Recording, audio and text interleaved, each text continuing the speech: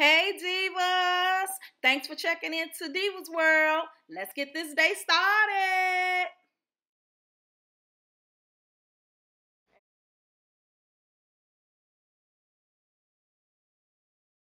But I'm going to turn it over to the doctor.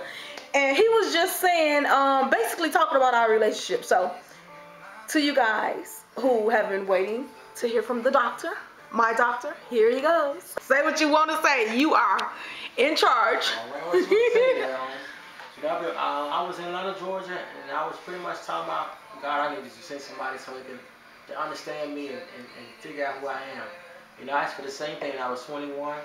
I asked for the same thing when I was in my 30s, and I'm still in my 30s. But you know, this is the same person I knew. Denise, I knew her for over 7 years, up to at least 8 years, and she inspired me in my 30s to go back to school. He said Denise. He meant Diva in the house. Yes. I'm just joking.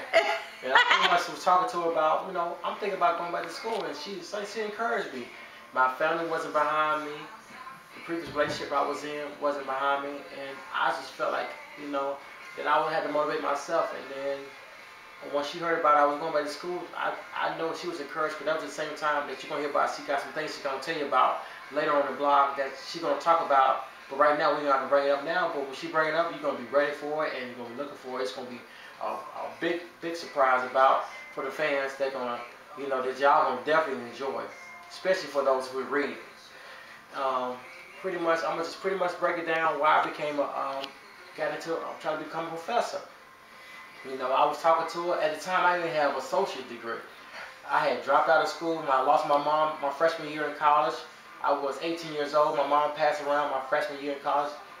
She was she went to my graduation, and then that year that I graduated, first year in college, she got surgery cancer. 3 months, she passed away. I had no one. I moved back to Philadelphia, where I ended up in the room where I was homeless, and my neighbor Ron, he still lived there off of 122 Wyden Street in Philadelphia, Pennsylvania. I was homeless, and I got tired. I was so lonely being in the room. I said, God, just send me somebody. And I realized that you have to ask for things specific. That's one thing I want to tell you. That's the key thing in life.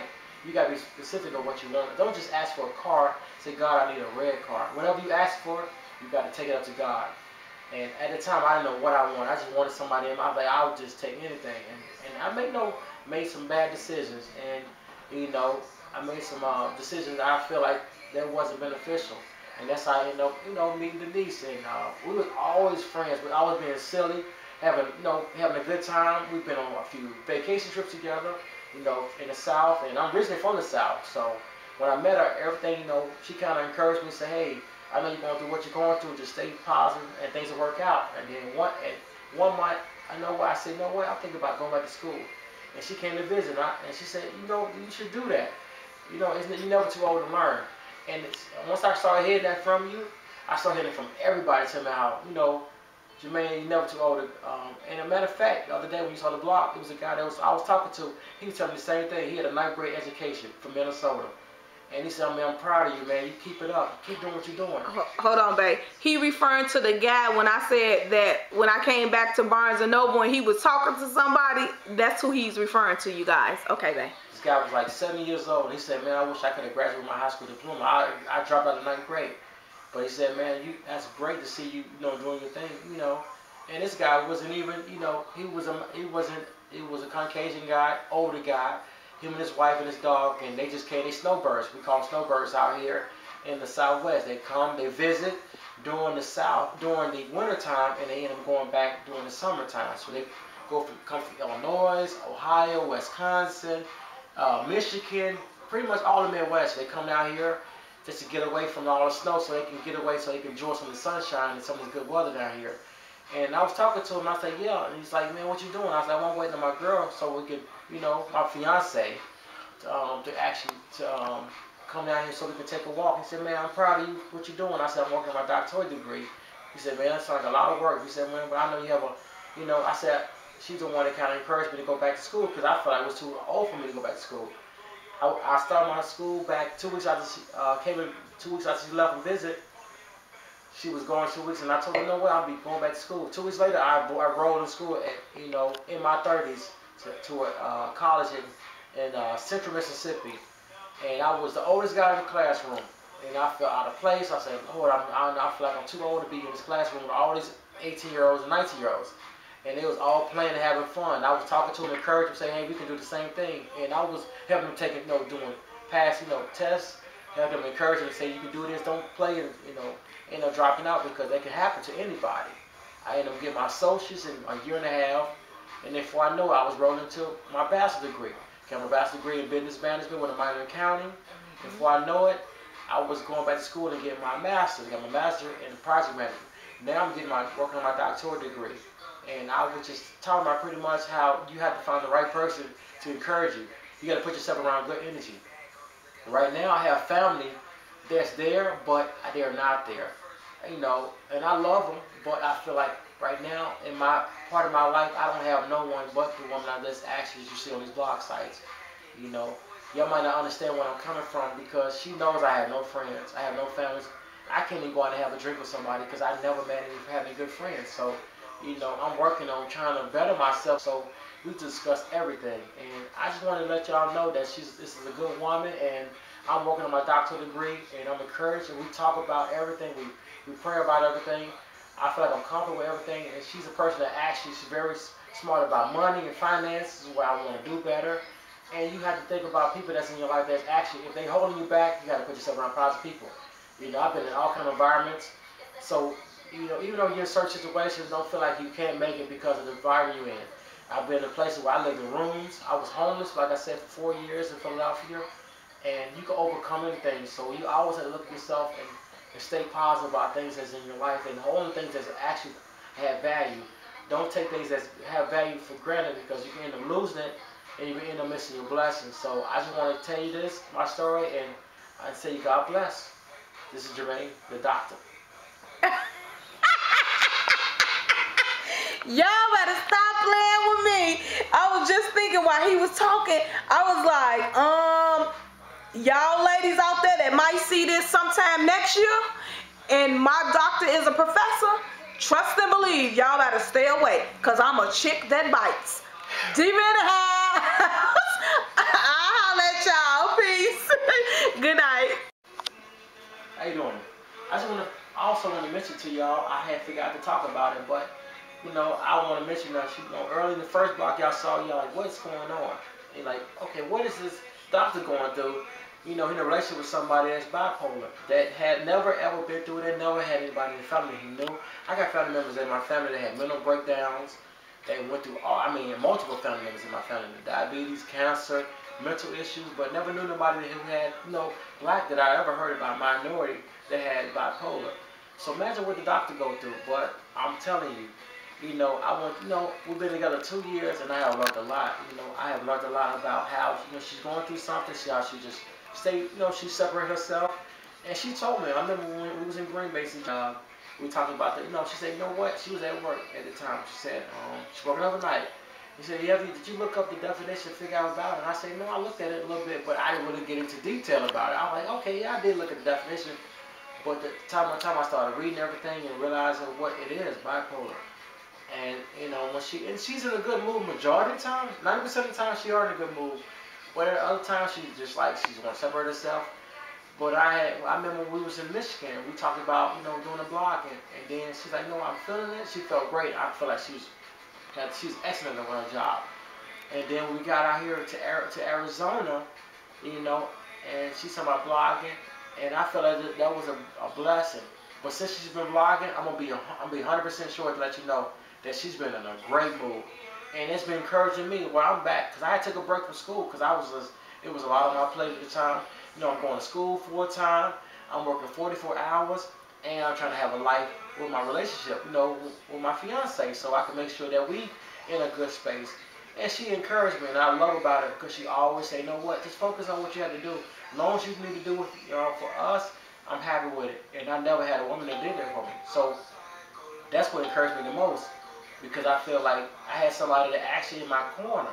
Because I've been praying for this. I was praying for this at 21, but didn't know what I wanted. I prayed for the same thing when I was in 30s. And it worked out. And God has been opening up doors for me. And she knows what I've been through. Even when we was in Green Bay, I was just discouraged to say, nobody hired me. because of, you know, my complexion, and, you know, I felt like I had, because of who I was, I wasn't going to get an opportunity. And out of nowhere, it came. And that's how we end out here, you know, we moved around, and that's how we end up out in Arizona. So now I'm encouraged that I can do anything I put my mind to, as long as I put God first. So I'm going to be honest with y'all. You know, since she's been blogging, it's been putting us in a great space. She's very happy.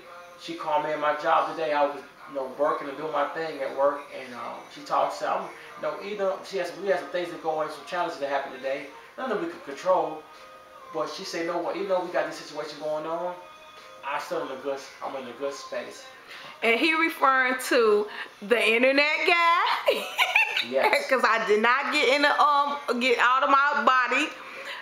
But yeah, that just was a mess. Because I'm like, he did not come. But it's all good. I'll let you finish, Doc. Oh, yes. I just pretty much, as you hear, she's in a good space. And I've been talking to her and let her know, when I first met her, this is a person I knew as a friend. Before we was in a relationship, I never seen the other side. So when the other side came out, it was challenging. I prayed about it, and I told God I just want things to get better.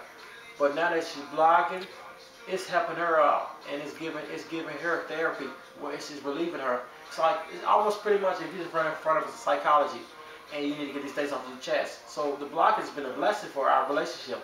Even for me, it's put me in a different space, because I got so much on my plate. But I just want to let y'all know that. So. Oh, I'm sorry, babe. That's what he was saying. I think you got it a little thrown off. He was saying he was at work because he had, what you were saying? You was busy and I had called. Oh, because I wanted to let y'all know. Because I ain't going to tell y'all what the doctor do, because that's nobody's business. When he get that job as a professor or the head of a project management job, then I tell y'all. Yes. But I just want y'all to know what he does do. Well, what he does. Yeah. Even out, he is in charge. Believe that. Okay, yeah, go on back. Go on, Doc. I'm in charge, definitely. I'm definitely over a staff, and I run a staff, and I got people under me, and I go to a lot of meetings. As a matter of fact, I gotta go to a meeting in the morning, so I'm just letting y'all know that. So I always at meetings. I got an opportunity to step up, but we're gonna see how God works. But I have multiple opportunities to come up, because they see my resume, they're like, oh my gosh, you know, it throws them off, because this guy, he's very educated. So, but in fact, at the same time, you know, I'm still humble. I don't let it get to me. I'll be like, everything I'm going through is God. If God not involved, it's gonna fail. So, you know, I'm one of them guys that want to stay the same and stay humble, still have personality, but still want to have value, whatever opportunity I have, and direction I'm going in. In every direction I go into, I always discuss everything with my partner, which, as you know, the person that y'all watching every day. I want y'all to know that I discuss everything, because at the same time, I know that's what a man's supposed to do. You know, I'm one of them guys that actually, she taught me a lot of things, you know, that holds value, and it takes me to another place. Even when I was having challenges, even with my previous career and previous position, I didn't know how to, you know, take charge of things. She talked about things and made my weaknesses make them strengths, and she's still continuing, and I continue listening. And there's one other thing I want to tell you about it. When you're in a relationship, don't never feel like you're never too old to grow and learn from people. And I learned that from an older person. My grandma always taught me that, and even people around the world always told me that. You're never too old to learn from people. Don't figure you're too old. Even if you're 90 years old, it's something you might not know. So I always leave room for to humble yourself, and I always realize sometimes it's best to just listen. Because I was always quick in the beginning to always speak my mind, and just always say quick to jump out there. And that's one thing I learned from this relationship, how to just listen. Because, you know, all you guys and women, if you know you're in a relationship with somebody, y'all, the best thing to do is listen to your partner, know what they're saying. Because you can overlook them and listen to them. So that's another thing I have learned.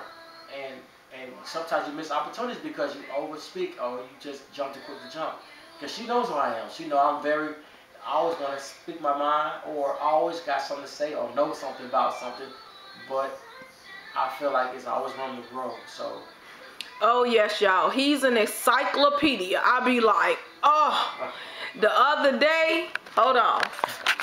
The other day we in a car, and I just made a comment about Thanksgiving, and he started telling me about the Indians, right? That's correct. The Indians, and I was like, I don't want to hear that.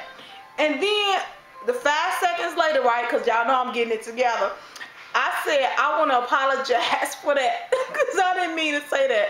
I shouldn't have said that. That I didn't want to hear that because I wouldn't want you to do that to me.